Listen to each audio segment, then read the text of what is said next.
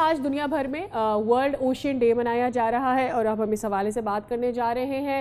United nations کے مطابق اس سال کا مقصد جو ہے انسان اور سمندر کے درمیان جو فاصلہ ہے اسے کم کر کے ایک نئے تعلق کی بنیاد رکھی جائے. سمندر صرف قدرتی وسائل کا ذریعہ نہیں ہے بلکہ ہماری زندگی کا بنیادی حصہ ہے اور جو ہوا، خوراک اور عالمی موسمی جو نظام ہے اس کو ایک بیلنس میں لے کر آتا ہے. اور اس سال کا یہ جو پیغام ہے سمندر کو صرف استعمال کرنے کے بجائے اس کی حفاظت کو اجتماعی ذمہ داری کے طور پر اپنائی جائے، یہ ایک بہت اچھا میسیج ہے جس کو سمجھنے کی ضرورت ہے کہ ایسے ممالک ہیں اور کمیونٹیز سمندری آلودگی، پلاسٹک ویسٹ اور ماحولیاتی تباہی کے خلاف مشترکہ اقدامات کرنے کی بے حد ضرورت ہے. بالکل. کراچی سمیت ساحلی علاقوں میں بھی شعور اجاگر کر کے اور صفائی مہمات کا آغاز کیا جا رہا ہے. اس پر ضرورت ہے کہ ہم مزید زور بھی دیں. ورلڈ اوشین ڈے ہمیں یہ یاد دلاتا ہے کہ سمندر ہم سے دور نہیں بلکہ ہماری زندگی کا ایک حصہ ہے جس کی حفاظت اب ایک انتخاب نہیں ہے بلکہ یہ ضرورت بنتی جا رہی ہے. جتنا پولوشن ہم سمندروں میں دیکھ رہے ہیں اس کی وجہ سے جتنا ایک کاربن ہم دیکھتے ہیں کہ سمندر ہمارے لیے کرتے ہیں وہ جتنا زیادہ کم ہوتا چلا جائے گا اتنا زیادہ ہم ٹیمپریچرز میں چینج دیکھیں گے. And at the same time ہماری اکانومی اس سے جڑی ہوئی ہے. اسی پر بات کرتے ہیں. کامریڈ اور ریٹائرڈ محمد مسعود اکرم صاحب ہمارے ساتھ موجود ہیں، ڈائریکٹر نما. السلام علیکم سر، بہت شکریہ ہمارے اسٹوڈیو میں آنے کے لیے، آپ نے ہمیں وقت دیا. سر سب سے پہلے تو اس تھیم کی وجہ کیا ہے ہم یہ سمجھنا چاہتے ہیں، بیکاز اوبویسلی جہاں پر اپارچونٹی ہوتی ہے لوگ وہاں پر جانا چاہتے ہیں. دنیا کی پاپولیشن بڑھنا چاہ رہی ہے، بڑھتی چلی جا رہی ہے اور ایسے میں سارے ہی روٹس کو ایکسپلائٹ کیا جا رہا ہے. کیا وہ سیفسٹ ڈسٹنس ہے جو ہم رکھ سکتے ہیں اس تھیم کو مد نظر رکھتے ہوئے؟ سب سے پہلے تو میں ذرا اس اوشن ڈے کے اوپر اس کے اوپر روشنی ڈالنا چاہوں گا کہ یہ اوشن ڈے کیوں منایا جاتا ہے. یہ 1992 میں ارتھ سمٹ ہوا تھا ریو ڈی جنیرو میں، برازیل میں. وہاں پہ یہ کانسیپٹ پیش کیا گیا تھا. پھر 2008 میں یو این نے اس کو اڈاپٹ کیا اور 2009 سے یہ منایا جا رہا ہے. بیسیکلی یہ منایا نہیں جا رہا، ایکچولی یہ ہم سب ہیومن ریس کے لیے ایک یاد دہانی کے طور پہ ہے کہ دیکھیں اوشنس ہمارے لیے کتنی اہمیت ہے. اگر آپ ہسٹوریکلی دیکھیں تو سائنسدانوں کی تحقیق کے مطابق 3.5 سے 4 ارب سال پہلے ایک مائکروب نے آکسیجن بنانا سمندر کے اندر سیکھا اور اس نے آکسیجن بنانی شروع کی اور ایک لائف فارم جو کہ آکسیجن بیس شروع ہوئی. اور آج اگر ہم دیکھیں تو ہمارے جو سمندر ہیں وہ 50% آکسیجن پروڈیوس کرتے ہیں اور جیسے آپ نے ابھی کہا 25 سے 30% کاربن ڈائی آکسائڈ ابزارب بھی کرتے ہیں. تو اس سے اندازہ ہوا، میں یہ کہنا چاہوں گا کہ سمندر جو ہے وہ ایک ہماری زمین کا ایک لنگز ہیں، یہ پھیپھڑے ہیں جو سانس ہمیں آکسیجن دے رہے ہیں. اور ہماری زندگی کا انحصار ایک انسان کی زندگی میں آپ اندازہ لگا سکتے ہیں کہ پھیپھڑوں کا کتنا کردار ہے اس کو زندہ الائیو رکھنے میں.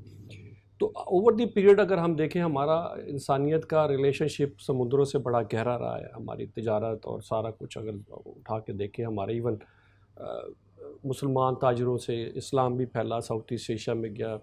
تو اگر آپ اس سارے کو اندازہ اگر غور کریں تو ہمارا بہت گہرا رشتہ ہے. اور ہمیں سمندر اس وقت آج کے دور میں 3 ارب سے زیادہ لوگ سمندری معیشت سے منسلک ہیں اور اسے فائدہ اٹھا رہے ہیں.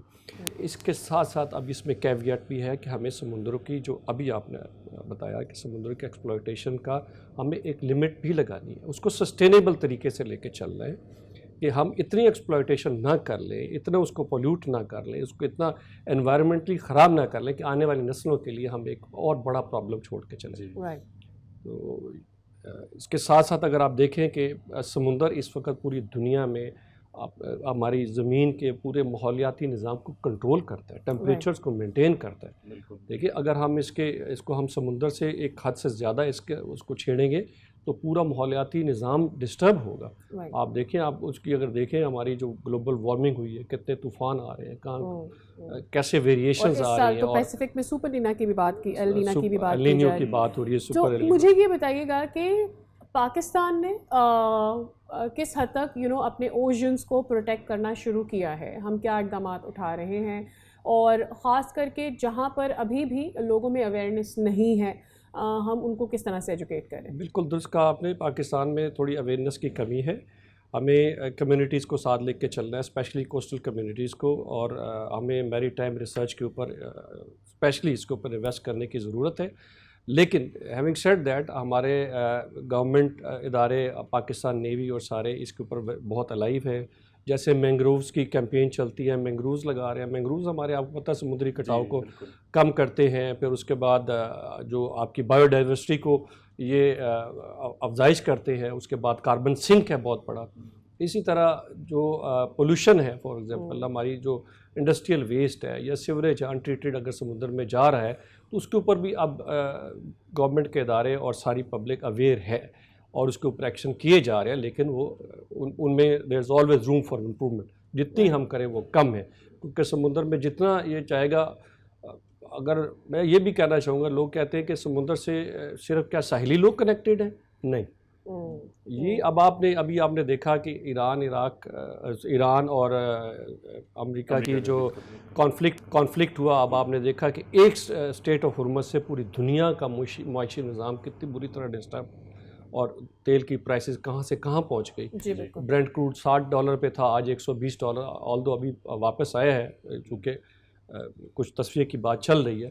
تو اب آپ دیکھیں کتنا گہرا اثر ہے معیشت پہ, اور کتنی جو ہمارے جیسے ملک ہیں ان کے اوپر اس پرائسز کا کتنا اثر پڑتا ہے. اس لیے ہمیں اپنے اس سارے اوشنز کو بڑے غور سے دیکھنا ہے. ہمیں ایک اپنا مربوط قسم کا جو ہے وہ گورننس سسٹم بنانا ہے, جس میں فیڈرل اکائیاں, پروونشل اکائیاں مل کے کام کرنے کی ضرورت ہے, اور اس میں پولوشن کنٹرول, پھر ہمارا جو بلو اکانومی کا اینگل ہے. آپ اڑان پاکستان میں اگر دیکھیں, جو پاکستان نے اناؤنس کیا ہے 2047 تک $100 بلین کا ٹارگٹ سیٹ کیا ہے, جو کہ میرا خیال ابھی بھی کنزرویٹو ہے. It can go beyond that. ہماری چونکہ شپنگ ہے, کوسٹل ٹورزم ہے, ہماری فشری ہے, شپ کنسٹرکشن ہے, ریسائکلنگ ہے.